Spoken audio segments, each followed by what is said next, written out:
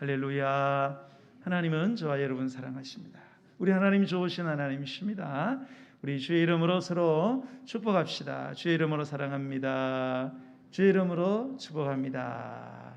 서로 교제하시기 바랍니다.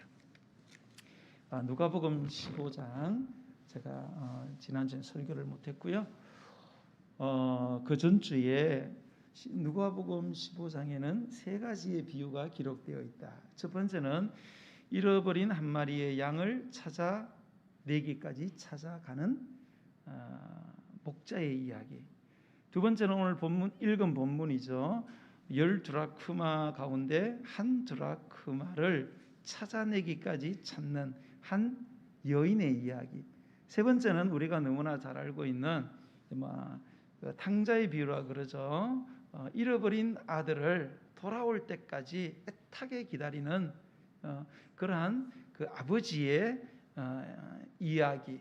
이 세 비유가 누가복음 15장에 기록되어 있습니다. 이 세 가지 비유는 몇 가지의 공통점을 갖고 있어요. 첫 번째는 소중한 것을 잃어버린 것이고요. 두 번째는 어쨌든 그것을 찾았다는 거고요. 세 번째는 찾은 후에 크게 기뻐했다는 겁니다. 다른 점도 있습니다. 다른 점은 뭐냐? 자, 잃은 양의 비유와 그 다음에 잃은 아들의 비유는 그 찾는 대상이 의지를 가진 생명체라는 거고요. 근데 이 잃어버린 드라크마 비유는 찾는 대상이 무생명체입니다. 동전이니까. 그게 다른 점이에요. 그 특이한 점도 있어요. 그건 뭔가 하면은 자, 잃어버린 것들을 찾아내기까지 그거를 찾아다녔다는 거예요. 물론 양 한 마리가 귀중하고 그 다음에 그 동전도 귀중하죠. 그리고 아들을 잃어버린 것도 사실 잃어버린 것이라고 보기 힘들죠. 자기가 제 발로 나갔으니까 어지간히 찾아다니면 되는데 사실 그 정도까지 찾아내기까지 쉽게 말해서 깊이 잃고 내가 목숨을 잃더라도 찾아내겠다. 이거 좀 특이한 부분이죠. 두 번째는 찾은 후에 기뻐했다는 거예요. 기뻐할 수 있습니다. 아들이 속썩인 양이 어쨌든 찾으니까 기쁘지요. 근데 문제는 뭡니까? 기쁨으로 끝난 게 아니고 많은 사람들을 초청해서 성대한 잔치를 벌였다는 거예요. 그러면 잔치 벌이는 비용 생각하면은 차라리 양 찾지 말고 드라크마 찾지 말고 그리고 뭡니까? 아버지 재산 가지고 나가서 창녀들하고 다 방탕하게 쓴 아들이 손실한 걸 생각하면은 이거는 우리가 좀 이해하기 힘든 그런 특이한 점이다. 그렇게 볼 수 있습니다. 자, 이 비유에 대한 이런 여러 점들을 우리가 고려해 볼 때, 자, 목자, 잃은 양을 찾는 목자, 잃어버린 아들을 기다리는 아버지는 하나님을 상징하고요. 또 잃어버린 양과 그리고 잃은 아들은 우리를 상징한다라고 볼 수 있어요. 하지만 이 드라크마 비유에서 과연 여인이 하나님을 상징하고 그리고 이 잃어버린 드라크마라는 이 동전이 우리를 상징하는 비유라고 과연 볼 수 있을까? 자, 양이나 아들은 사실 목자나 아버지의 실수라기보다는 그 자신들의 의지로 문제를 일으켰다고 볼 수 있어요. 그래서 양도 지멋대로 그냥 간 거죠. 아들도 지멋대로 나간 거예요. 그 문제의 발단이 본인들에게 있어요. 그러나 이 드라크마 동전 비유는 뭡니까? 동전의 실수가 아니지요. 동전이 의지를 가진 게 아니잖아요. 이거는 명백한 동전의 소유자인 여인의 실수예요. 자, 이러한 사실을 감안을 해볼 때에 이 드라크마 비유는 다른 두 비유와는 다른 관점에서 이거를 바라보고 해석을 해야 된다고 생각을 합니다. 자, 다시 말해서 이 세 가지의 비유는요, 일종의 샌드위치 구조를 갖고 있어요, 여러분. 샌드위치 이 구조를 제가 여러 번 말씀드린 적이 있는데, 여러분 샌드위치가 어떻게 생겼어요? 빵이 있고 속 있고 빵 있고, 이게 샌드위치잖아요. 네, 샌드위치. 그러니까 여기 보면은 이런 양 비유, 이런 아들 비유, 양쪽에 빵이에요. 그리고 이런 양과 이런 아들은 생명체예요. 그리고 이런 양을 찾는 목자, 이런 아들을 기다리는 아빠, 이거는 남성이에요. 남성. 근데 그 중간에 뭐가 들었느냐? 중간에 그러니까 잃어버린 드라크마가 있어요. 드라크마는 무생물이에요. 양이나 아들처럼 생명을 가진 존재가 아니에요. 그리고 그거를 찾는 주체도 여인이에요. 남성이 아니고 여성이란 말이에요. 이런 묘한 샌드위치 구조를 갖고 있어요. 그러면 누가복음의 저자인 이 누가라는 의사는 왜 이 샌드위치 본문을, 이건 의도적인 거거든요. 그건 의도적인 기술이에요. 왜 이런 의도적인 이런 이 글의 짜임새를 동원을 했을까? 자, 이 샌드위치 구조라는 건 원래는 기계공학의 용어예요. 기계공학에서 쓰는 용어인데요.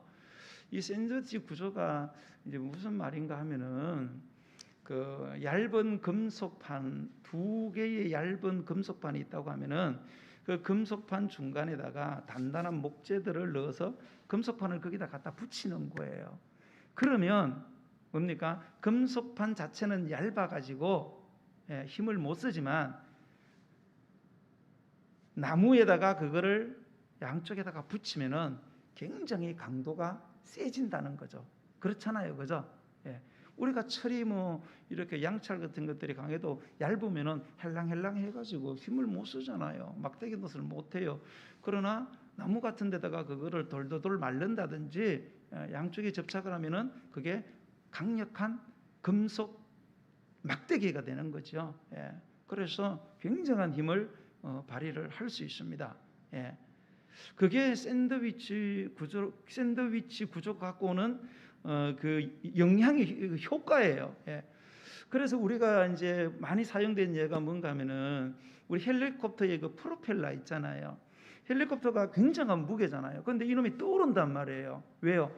프로펠러가 막 돌기 때문에 떠올라요. 떠오르는 힘을 양력이라고 하잖아요. 그죠? 내리는 힘은 중력, 당기는 힘은 인력. 그 양력 때문에 이게 수천 킬로의 이 쇠덩치가 떠오른단 말이에요. 왜 그러냐? 프로펠러가 강력하게 돈단 말이에요. 강력하게. 근데 프로펠러 자체가 막 너무 무겁고 이러면은 뭐 그 돌다가 끝나지 않겠어요? 또 프로펠러가 너무 약하면 돌다가 부러져 버려요. 저항 때문에. 지금 태풍 보세요. 태풍 몰아치니까 어떻게 해요? 막 쇠도 막 부러집니다. 그래서 이 프로펠러가 이 샌드위치 그 구조로 되어 있어요. 안에다가 다른 물체를 넣고 단단한 금속 판을 붙인 거예요. 그래서 도니까 막 강력하게 도니까 양력이 생겨서 이게 떠오른단 말입니다. 이 샌드위치 구조에서 핵심은 이 두 금속판이에요.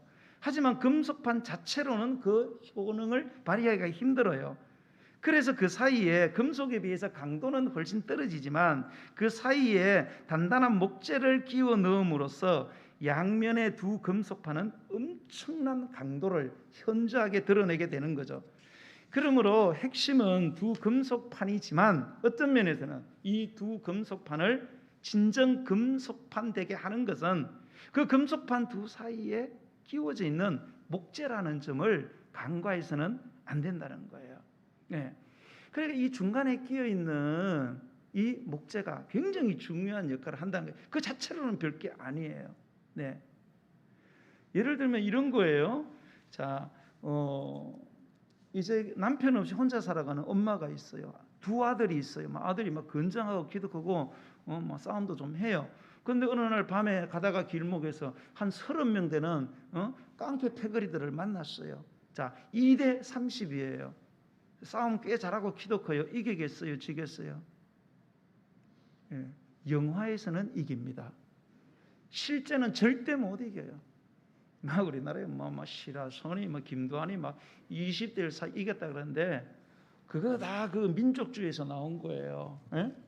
우리나라 사람 대단하다 이런 거 하려고 그 중국 놈들 있잖아요, 그죠? 막 붕붕붕 날아다니고 막 관우가 있잖아요, 그죠? 막 여기에 뭐가 막 박혔는데 바둑 놓으면서 막 살을 팠는데도 막 이런 건 다 민족주의에서 나온 다 거짓말입니다. 안 돼요, 불가능해요. 예. 22대 30은 절대 이길 수가 없어요, 싸움을 해본 사람은. 그래서 죽으라고 맞았습니다. 아들이 막 초죽음 상태가 됐어요. 예. 거의 죽을 지경이 됐는데 놀라운 일은 뭐냐? 싸움의 승리는 누구한테로 돌아갔느냐? 두 아들이 30명의 깡패 패거리를 완전히 송장으로 만들었다는 겁니다. 야, 도대체 중간에 무슨 일이 일어난 것일까? 네. 나중에 보니까 이 두 아들이 막 자기 덩치 믿고 한번 막 20, 30대로 싸웠는데 안 되는 거예요. 초죽음 됐어요. 그래서 이젠 다 끝났구나 하고 막 죽어가는데 보니까 막 엄마의 비명소리가 들리는 거예요. 이놈들이 엄마를 막 두들겨 패고 막 이러고 막 엄마를 겁탈하려고 하고 막 이거를 보고 이 두 아들이 완전히 뭡니까? 정신이 확 돌아간 거예요. 초인적인 힘을 발휘해가지고 30명을 다 송장을 만들어 버렸다 이거예요. 예. 그러면 이 싸움의 승리의 주체는 누굽니까 도대체? 우리 표면적으로 보면 두 아들이 승리의 주체겠죠, 그죠? 예. 그러나 실제는 뭐예요? 엄마지요. 두 아들과는 비교될 수 없는 연약한 엄마지만은 그 엄마 때문에 이 두 아들이 힘을 내어서 그러니까 30명의 패거리를 다 없애버렸다는 거예요. 여러분 만약에 이 승리가 엄마가 없는 승리라고 생각해 보세요. 아들 두 명만 가다가 30대들로 싸워가지고 승리했어. 뭐 혹 그런 게 있을지도 생각하자. 그런 사람들이 뭐라 그러겠어요? 야, 걔들 싸움 잘하네. 이 정도잖아요, 그죠? 그런데 뭡니까? 엄마를 살리기 위해 가지고 완전히 초인적인 힘을 막 발휘해서 막 눈알이 터지고 막 팔이 막 부러지는데도 싸워서 이겼어. 그러면은 나중에 사람들이 뭐라 그래요? 감동적이다. 너무너무 가슴이 훈훈하구나. 예. 이게 샌드위치 구조가 갖고 오는 효과예요. 예, 효과. 예. 굉장히 강력한 어떤 메시지를 전달하는 한 방법이다. 이렇게 볼 수가 있는 거죠. 자, 이제 다시 본문으로 돌아가면요. 자, 이런 샌드위치 구조로 이 세 비유를 바라보게 된다면 이 이런 양 비유, 이런 아들의 비유는 우리를 향한 하나님의 사랑이 맞습니다. 그러나 이 잃어버린 드라크마, 동전 비유는 우리를 향한 하나님의 사랑이 아니고 하나님을 향한 우리의 사랑이라는 사실을 우리가 깨달아야 됩니다. 자, 그리고 이런 양과 이런 아들을 통해서 나타난 하나님의 사랑, 상상을 초월하잖아요, 그죠? 우리가 지지난주에 이런 양, 여러분 누가 이런 양을 그렇게 찾아다니겠습니까? 예. 그리고 그래 어린 양 하나 찾았다고 막 친구들 불러서 잔치를 벌이고 제정신이 아니잖아요, 이게. 예? 이게 경제적으로 상식적으로 보편적이지 않아요, 전혀. 완전히 적자예요. 예. 이거는 하나님의 이해할 수 없는 엄청난 그런 상상을 초월하는 사랑을 말하는 거예요. 그런데 하나님의 사랑이 우리를 향한 그런 엄청난 사랑이지만 이 하나님의 사랑이 하나님을 향한 우리의 사랑의 행위를 통해서만 극대화된다는 거예요. 그리고 이 사랑이 하나님을 향한 우리의 사랑의 행위를 통해서 온전히 드러나게 된다는 사실을 보여주고 있는 것입니다. 여러분, 하나님이 우리를 얼마나 사랑하세요? 하나님은 우리를 사랑하시는데 자식을 죽여가면서까지 우리를 사랑하셨어요. 여러분, 아무리 사랑해도 자식을 죽일 수는 없잖아요, 여러분. 안 그래요? 돈을 줄 수는 있어요, 여러분. 그러나 자식을 죽일 수는 없습니다. 재산은 포기할 수 있어요. 명예도 포기할 수 있고. 그러나 자식은 안 됩니다. 예수님은 우리를 얼마나 사랑했습니까? 하나밖에 없는 당신의 생명을 줬어요. 우리는 시간을 줄 수는 있어요. 우리의 재능을 줄 수도 있고 여러 가지 좋은 정보를 줄 수도 있겠지만 그러나 내 생명을 줄 수는 없는 거예요. 이게 어떻게 가능합니까? 너무너무 사랑하기 때문에 가능한 거예요. 그러나 여러분, 이런 성부와 성자의 사랑이 아무리 엄청나다 할지라도 하나님을 향한 우리의 헌신과 사랑의 행위가 수반되지 않는다면 하나님의 이 엄청난 사랑도 다 무용지물이 되고 만다는 거예요. 그렇지만 여러분, 우리 믿는 분들 가운데 보면요, 얼마든지 편하게 살 수 있어요. 세상적으로 좋은 조건 가지고 부귀영화 누리면서 편하게 살 수 있는 분들이 있음에도 불구하고 그분들이 모든 것을 주님을 위해서 버리고 심지어는 자신의 삶과 생명까지도 초계같이 버린 그런 순교의 대장부와 순교의 여장부들이 있었기 때문에 우리는 지금도 그들의 헌신과 희생에 감동하는 것 정도로 끝나는 것이 아니고, 이야, 도대체 하나님이 우리를 얼마나 사랑하시기 때문에 저렇게 하나님을 위해서 얼마든지 편하게 살아갈 수 있는데, 좋은 학력 가지고 좋은 조건 가지고 다 내려놓고 저 죽음의 오지에 가서 질병에 시달리면서 이름도 빛도 없이 자신들의 생명을 돌아보지 않고 그분의 나라와 영광을 위해서 내려놓는가라고 생각하면서 결국은 하나님의 사랑에 이르게 되고 하나님의 사랑을 알게 되고 하나님의 사랑에 감동하게 되고 그리고 하나님을 사랑하게 된다는 거죠. 그리고 하나님을 사랑하기 때문에, 하나님을 너무나도 사랑하기 때문에 모든 상황을 초월해서 그분을 위해서 자신의 모든 삶을 드리게 된다는 거예요. 이런 걸 보면서 우리는 하나님을 향한 그들의 사랑의 행위도 대단하지만 우리는 그런 행위를 들으면서 우리는 하나님의 사랑을 추적하게 된다는 거예요. 그리고 하나님을 사랑할 수밖에 없는 그런 감동에 이르게 된다는 거죠. 여러분, 그러면 왜 잃어버린 이 동전 이야기가 하나님을 향한 우리의 사랑에 대한 비유일까요? 여러분, 이 성경을 해석할 때 제가 몇 번 말씀드린 적이 있어요. 성경을 해석할 때는 가장 기본적인 해석이 세 가지가 있어요. 첫 번째는 주석적인 해석입니다. 그거는 뭔가 하면 문자적 해석을 말하는 거예요. 자, 구약 같은 경우는 일반적으로 히브리어, 지금 이스라엘 말로 돼 있단 말이에요. 예? 신약 같은 경우는 주로 헬라어로 돼 있어요. 그리스, 물론 사어예요. 지금은 사용을 하지 않지만은 그리스 같은 경우는 일부 아람어가 있어요. 그런데 여러분, 성경을 해석을 해야 되는데 히브리어를 몰라, 히라버를 몰라, 그러면 해석이 돼야 안 돼요? 해석이 안 돼요. 영어 원서를 봐야 되는데 ABC도 몰라. 그러면 해석이 안 되잖아요. 예. 이게 주석적 해석이에요. 가장 기본적으로 언어에 대한 지식이 있어야 돼요. 두 번째, 역사적 해석이 있어요. 역사적 해석이라는 것은 이 성경의 기록이 역사적으로 어느 시대에 쓰여졌는지를 알아야 돼요. 예. 왜? 역사적으로 역사를 주관하시는 하나님이 많은 일들을 행하시는데 성경의 이야기가 그런 역사적인 어떤 시대에 어떤 구조 안에서 이것이 쓰여졌고 일어났는가를 이해를 해야 됩니다. 세 번째는 뭔가 문화적 해석이에요. 자, 그 역사적인 시대에 그러면 이 저자가 살았던 그 시대 그 환경에서는 어떤 문화가 있었느냐는 거예요. 이 문화적인 이해가 있어야 돼요. 자, 예를 들면 이런 거예요.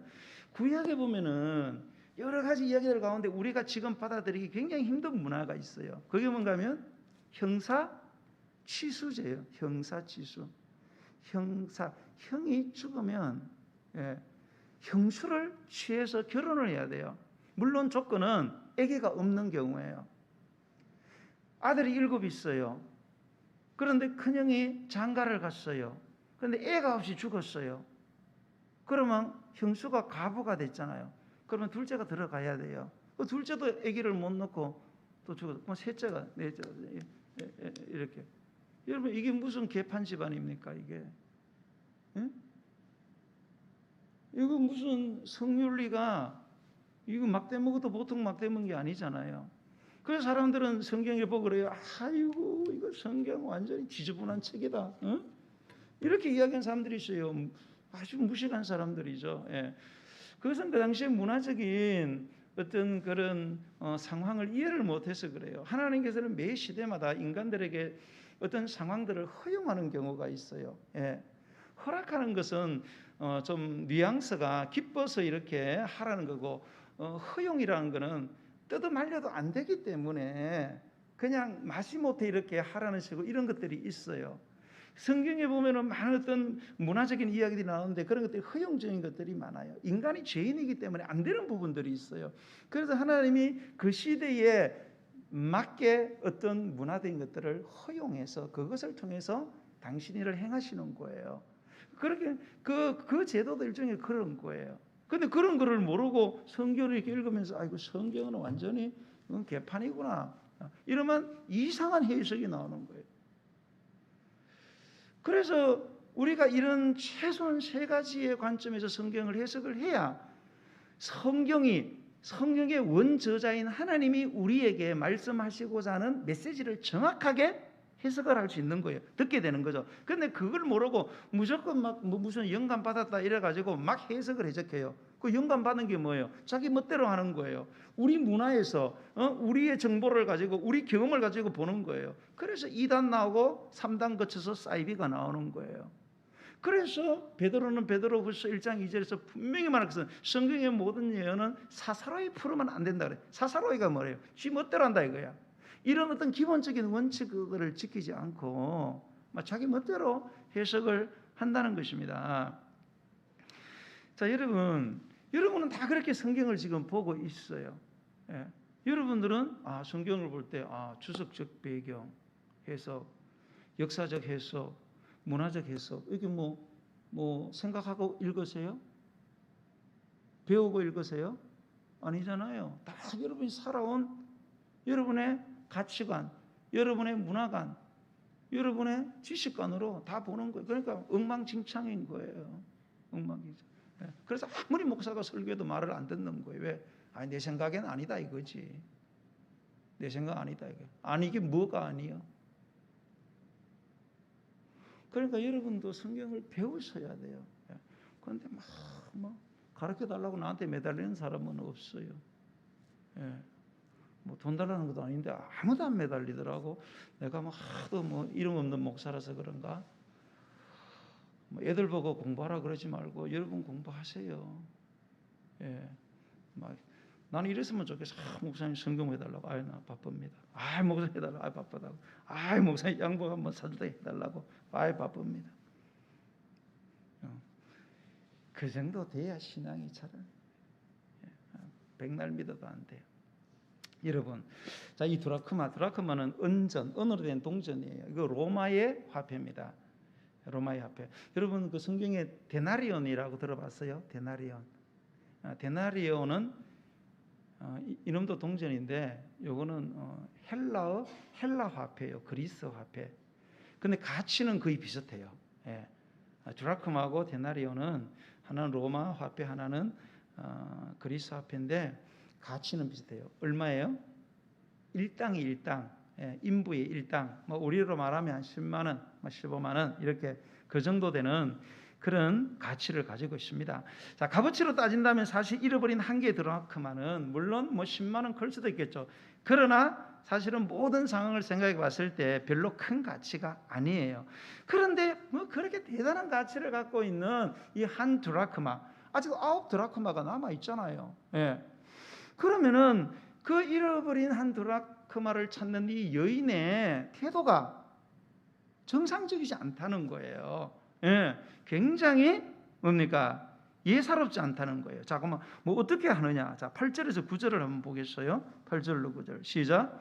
어떤 여자가 10 드라크마가 있는데 하나를 잃으면 등불을 켜고 집을 썰며 찾아내기까지 부지런히 찾아내지 아니하겠느냐? 또 찾아낸 자 벗과 이웃을 불러 모으고 말하되 나와 함께 즐기자. 이런 드라크마를 찾아내었노라 하리라. 그렇게 하시겠어요? 그렇게 하시겠냐고요. 자, 드라크마 이렇게 있어요. 하나 잃었어요. 좀 찾을 수 있겠죠. 돈 10만 원도 작은 돈 아니잖아요. 어떻게 보면. 그러나 등불까지 켰다는 건 뭐예요? 대낮에 안만 찾아내니까 밤 될 때까지 안 됐다는 거예요. 그러니까 밤잠 안 자고 계속 이제 막 철야하는 거예요. 철야하면서 막 찾아내는 거예요. 밤 꼬박 샜어요. 그러면 낮에 자야 되잖아요. 또 잠을 또 못 자.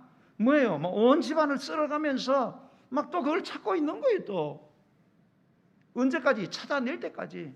어떻게? 부지런히 그렇게 뭐 요령 부리고 이게 아니고 막 그냥 밥 먹고 뭐 물 먹는 시간 외에는 휴식 시간 없어. 막 계속 찾아내는 거예요. 자, 찾았다고 칩시다. 그럽시다. 그렇죠? 자, 찾아내었어요. 자, 10만 원 벌었다. 야, 잃어버린 거. 그런데 그 다음이 뭐예요? 돈 10만 원 벌었다고 막 사람들을 불러 모으더니 이거 완전히 막 이렇게 뭐예요? 저거 쿠쿠가 뭐죠? 뷔페를 막 차려놓고 막 사람들 불러가지고 막 잔치를 벌이는 거예요. 아이고, 잔치 비용이 더 들겠네. 뭐예요 이게? 이 여자분 제정신이에요. 이 여자분 이 제정신 아니에요. 근데 예수님은 그렇게 한다는 거예요. 이 여인이. 우린 그렇게 안 해요, 절대로. 자, 여기에 이 하나님이 말씀하시고자 하는 의도와 우리의 생각에 간격이 있어요. 예, 이거를 여러분이 좀 체크를 하셔야 되는데요. 그럼 이 여인은 왜 이런 행동을 할까? 이게 바로 뭔가 하면 그 당시의 어떤 문화적인 배경을 우리가 알아야 된다는 거예요. 자, 고대 이스라엘에서는 이 약혼식을 거쳐서 결혼식을 합니다. 약혼식은 결혼식 1년 전에 해요. 예, 1년 전에 가지고 1년 동안 이제 여자는 여자, 남자 남자대로 결혼을 위한 준비를 하는 거죠. 아주 엄격합니다. 약혼도 결혼으로 봤어요. 법적으로 그렇게 돼 있습니다. 자, 어쨌든 이 약혼식 때에 이제 신랑 신부가 만나잖아요. 그때에 이 신랑이 자기의 신부가 될 그 사랑하는 여자에게 주는 것이 무엇이냐? 예쁜 실로 꼬은 이 뭡니까? 실에다가 이 10개의 드라크마를 끼워서 목걸이를 만들어 줍니다. 목걸이를 만들어서 예쁜 10드라크마가 이어진 그 목걸이를 그거를 선물로 주는 관습이 있어요. 이 선물을 받은 신부는 결혼식 당일에 이 10개의 드라크마가 수놓아져 있는 이 목걸이를 장식을 하고 많은 사람들 앞에 결혼 예식에 들어가야 합니다. 이 약혼한 여인에게는 그러므로 드라크마 이 하나하나가 뭐냐? 영원히 자기와 함께하고 사랑해주는 신랑이 준 사랑의 완벽한 정표였기 때문에 이 여인에게는 굉장히 귀중한 것이었어요. 이 드라크마는 영원히 당신을 사랑하겠다는, 절대 당신을 뭡니까? 당신과의 사랑을 변치 않겠다는 아름다운 그런 사랑의 서약의 정표였습니다. 여러분, 그래서 만약에 그러면 여자가 이 10개를 갖고 있다가 하나나 몇 개를 잃었어. 최소 한 개를 잃었다. 그러면 어떤 일이 발생을 하느냐? 그러면 결혼식을 할 때에 10개가 아니고 몇 개? 9개로 된 목걸이를 장식하고 들어가야 됩니다. 이거를 딱 바라보는 남편은, 신랑은 뭐라고 그러는 거냐? 뭐라고 생각하냐? 저 여자가 나와의 사랑을 어겼다, 배반했다고 생각하는 거예요. 그래서 그 자리에서 바로 파혼입니다. 끝나는 거예요. 동전 하나도 제대로 간수하지 못하는, 내 사랑의 정표인 드라크마를 우습게 생각하고 간수를 제대로 못하는 이런 여자, 아이고 저런 여자는 아니야. 저렇게 내 사랑을 귀하게 생각하지 않는 저런 방정맞은 여자하고는 나는 못 산다. 그리고 파혼으로 끝나버리는 거예요. 요즘이야 파혼이 그렇게 부끄러운 시대도 아니에요. 요즘은 자랑하는 시대도 되고 TV도 많이 나오고 그래서 신혼여행 가다가도 파혼하고 오고 이런저런 게 옛날에는 아니잖아요, 그죠? 얼굴 들고 다니기 힘든 고대는 그랬잖아요. 그렇기 때문에 이 동전 하나하나는 일반적인 값어치로 환산할 수 없는 엄청나게 귀중한 것이라는 거예요. 그러므로 연인이 준 이 선물을 소중하게 결혼식까지 간직을 해야 합니다. 그런데 불행하게도 이 여인이 그 중에 하나를 잃었다는 거예요. 이건 뭐예요? 파혼이다 이거예요. 못 찾아내면은 끝나는 거예요. 자기 인생 끝나는 거예요, 여자로서.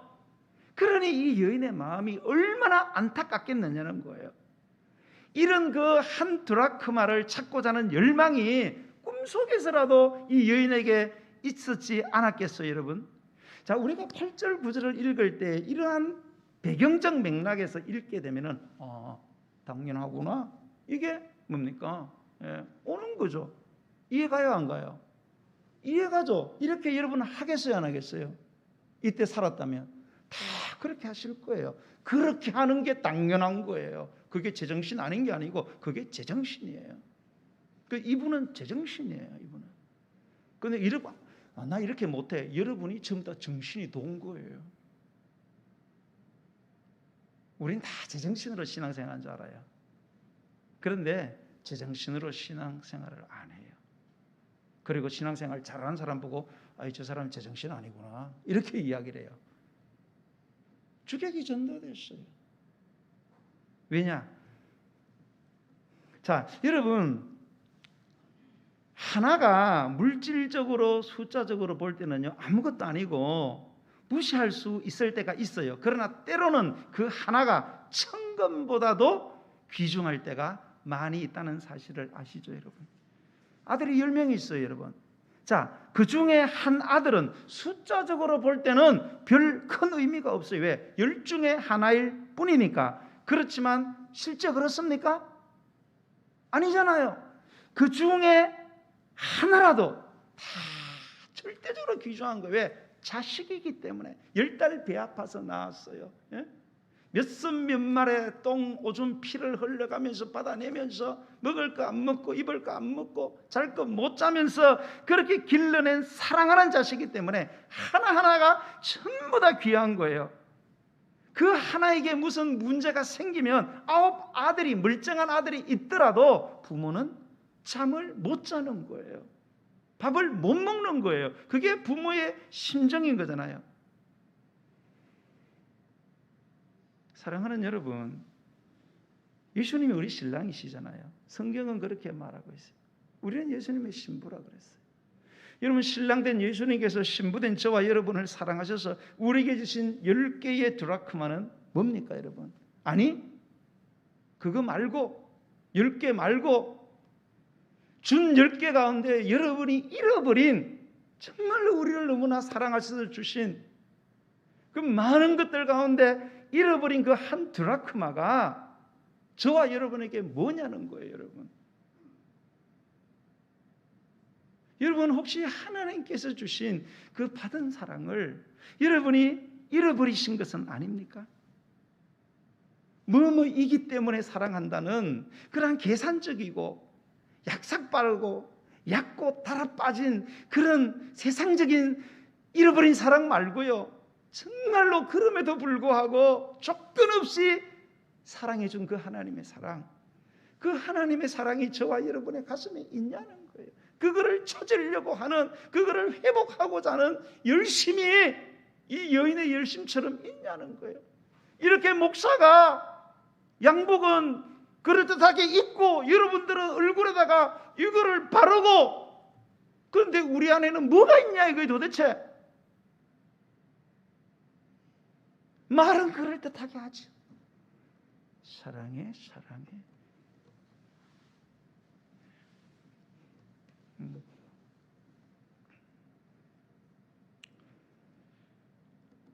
여러분은 잃어버린 예배가 없습니까? 여러분은 주일 성수의 소중함을 아세요? 왜 하나님이 주일을 성수하라는지.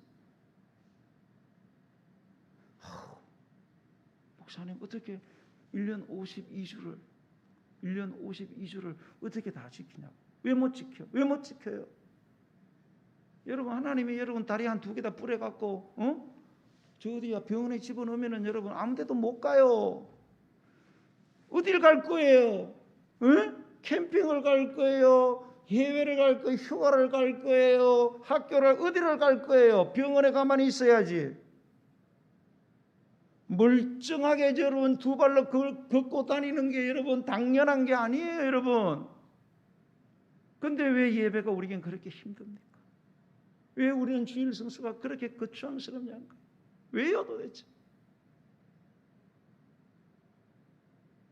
왜 우리는 그걸 회복하려고 하지 않느냐는 거예요. 여러분, 예배가 얼마나 하나님을 만날 수 있는 기회예요.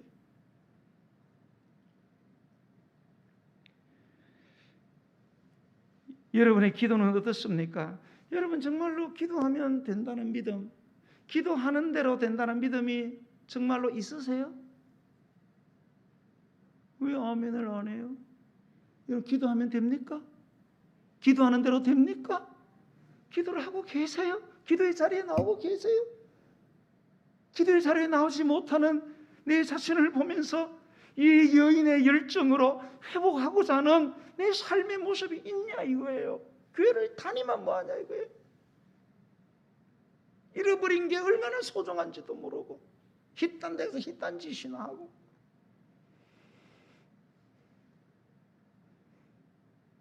여러분의 찬양은 어떻습니까? 여러분의 매일의 삶 속에 매 순간에 여러분의 입술의 노래는 뭡니까? 요즘 대세인 트로트입니까? 나는 여러분의 입술이 하나님을 향한 찬양으로 회복되기를 주의 이름으로 축복합니다. 여러분 혹시 여러분의 잃어버린 드라크마 하나가 섬김과 헌신이 아닙니까? 저와 여러분은 이 여인의 열정과 열심으로 우리의 시간을, 우리의 몸을, 우리의 물질을 얼마나 하나님께, 하나님의 나라와 영광을 위하여 드리고 섬기고 헌신하십니까? 여러분, 여러분의 시간을 어디에 쓰세요? 여러분의 몸을 도대체 어디로 데리고 다닙니까? 여러분의 돈을 어디다가 쓰십니까?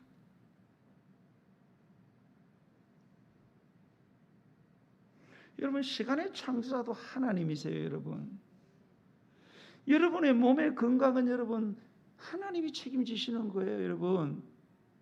목사님 나 건강합니다. 난 그런 사람 많이 만났어요. 70평생 병원 한 번도 안 갔어요. 목사님 나는 하나님께 건강의 은사 받았어요. 갑자기 죽어서 가버리더라고요. 왜? 온몸이 병들어 죽는 게 아니에요. 여러분의 사지백체 5장 6부 가운데 하나만 죽어도 죽는 거예요, 여러분. 예? 여러분 간, 췌장, 여러분 심장, 뭐든지 아무리 근육이 튼튼하고 뼈가 단단하고 쇠 같아도 여러분 하나가 죽으면 여러분 다 죽어버리는 겁니다, 여러분. 이거를 누가 여러분 살도록 누가 해주시는 거예요, 도대체 이게? 여러분 뭐 좋은 가만히 먹는 무슨 뭐 건강식품 때문입니까? 아닙니다. 하나님이 도와주시는 거예요. 여러분 물질은 도대체 누구 거예요?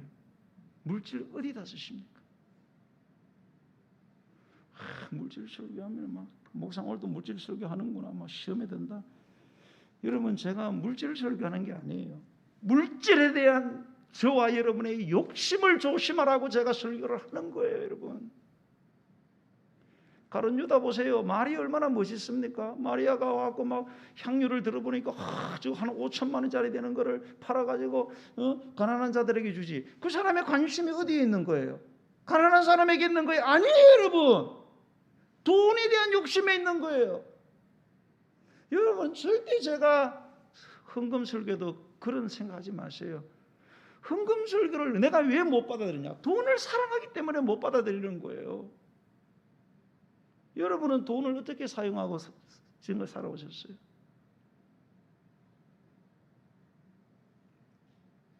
말씀을 맺겠습니다. 여러분 이 여인의 이러한 전혀 상식적이지 않아요. 완전히 적자적인 삶. 어쩌면 많은 사람들이 조롱했을 거예요. 그런 뻔한 이런 삶을 어쩔 수 없이가 아니라 기꺼이 기뻐하며 살아내는 이 여인의 삶의 궁극적인 단 한 가지 이유가 뭘까요? 왜 이 여인은 이런 상식적이지 않은 이런 행동을 하느냐는 거예요. 잃어버린 돈의 가치 때문일까요? 아니죠. 그 10만 원 찾겠다고. 그러면 도대체 뭐예요? 그 동전을 사랑의 정표로 자신에게 준 바로 그 신랑을 너무너무 사랑하기 때문에 그런 거예요. 그 사랑하는 사람이 내게 준 거기 때문에 이게 10만 원이 아니고 이게 내 생명인 거예요. 그러니까 그런 모든 행위가 힘들지만 불만스럽거나 짜증스럽지 않는 거예요. 찾고 나서 잔치를 벌이는 거예요. 교회 다니는 분들이 이런 말을 해요. 하나님, 목사님, 저는 이래서 못해요. 저래서 못해요. 이 사람 때문에 힘들고 저 집사님 때문에 힘들어요. 형편이 이래서 헌금 못하고 형편이 저래서 찬조는 못해요. 설교가 길어서 힘들고 설교가 짧으니 시험이 돼요. 교회에 문제가 너무 많아요. 그래서 교회 나가기 싫어요.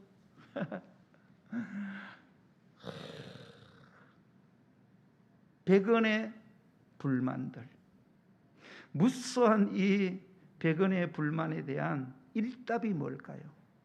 왜 사람들은 이 사람 탓하고 저 사람 탓하고 이 환경 탓하고 저 환경 탓하고 이래서 못해요 저래서 못해요, 힘들어서 못해요, 바빠서 못해요? 힘 안 든 사람이 누가 있어요? 안 바쁜 사람이 누가 있어요? 돈 안 아까운 사람이 누가 있어요, 여러분? 왜 그래요? 그 일답은 뭐예요? 사랑이죠. 사랑하지 않거나 사랑이 없어서 그래요. 그런데 우린 딴소리예요. 이것 때문에 그래요, 저것 때문에 그래요, 이것 때문에 못해요, 아니 그건 안 돼, 거기까지는 제가 못해요. 왜? 지금 형편이 안 돼요. 예? 여러분 형편되는 대로 사셨어요? 여러분이 가장 사랑하는 자식을 위해서 돈 될 때만 돈 쓰고 돈 없으면 돈 안 쓰나요? 정신 나간 부모지. 내 자식이 죽는데 대출을 내야지, 머리를 밀고 팔아야지. 자식을 사랑하면 그게 정상 아니에요?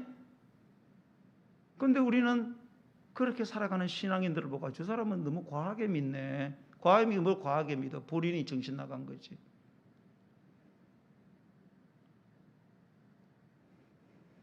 우리는 딴소리 해서는 안 돼요. 정직하게 말해야 돼요. 나는 오늘 저와 여러분 안에 신랑 될 사람을 너무너무 사랑하기 때문에 그가 준 선물의 지극히 작은 한 일부, 한 드라크마를 잃어버린 것을 밤에까지 등불 켜서 그냥 철야하고 날밤 새고 낮에 잠 안 자고 또 그냥 집안을 썰고 찾을 때까지 부지런히 찾고야 말겠다는 이 열심, 이 잃어버린 것에 대한 이 열정이 회복되어지기를. 그래서 그럼에도 불구하고 다른 사람들이 도저히 상상할 수 없는 그 기쁨, 적자 인생을 살아가는 것 같아. 그런데도 너무나 기뻐하는 이 하나님이 주시는 기쁨이 저와 여러분의 삶 가운데 충만하기를 예수님의 이름으로 간절히 축원드립니다. 네. 우리 찬양 드리면서 준비하신 예물을 하나님께 드리시겠습니다. 218장 찬송 드리시겠습니다.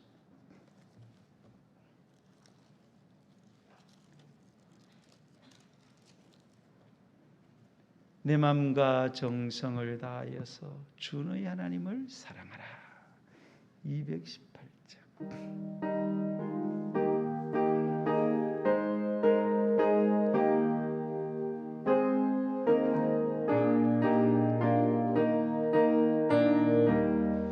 내 마음과 정성을 다하여서 주 너의 하나님을 사랑하라. 내 몸을 아끼고 사랑하듯 형제와 이웃을 사랑하라. 주께서 우리에게 명하시네. 그 명령 따라서 살아가리. 널 미워해치는 원수라도 언제나 너 그렇게 사랑하라.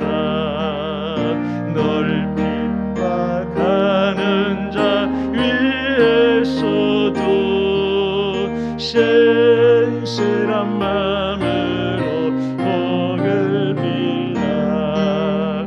주께서 우리에게 명하시네. 그 명령 따라서 살아가리. 나 항상 주님을 멀리하고 형제를 사랑하지 못하였다. 이러한 죄인을 사랑하사 주께서 몸버려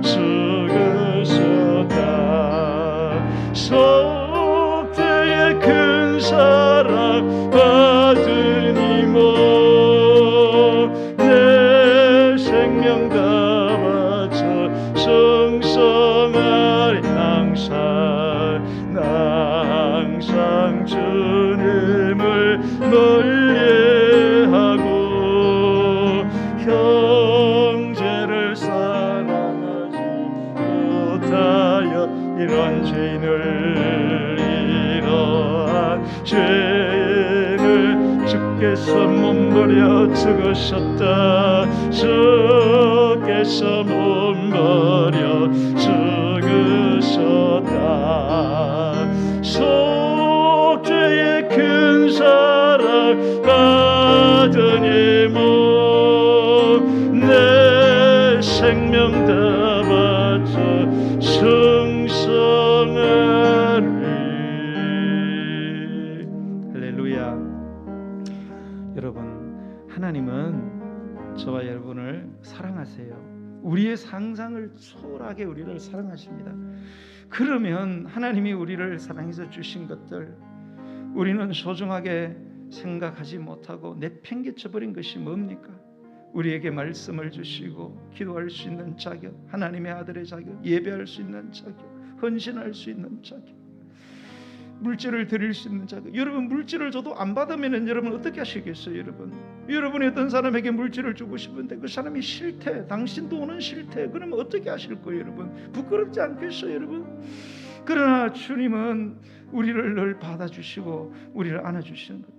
사랑하는 여러분, 정말로 우리가 하나님이 주신 그 귀중한 것들, 오늘 잃어버린 것들을 성령님께 물어보세요. 물어보시고 회복되기를 원합니다. 그게 예배든 기도든 말씀이든 찬양이든 그것이 섬김이든 헌신이든 헌금이든 상관없이 회복되기를 원합니다. 내 마음에 날 위해서 죽으신 주님에 대한 그 첫사랑이 회복되게 해주세요. 딴소리하지 말고 내 안에 사랑이 없음을 회개하게 해주세요.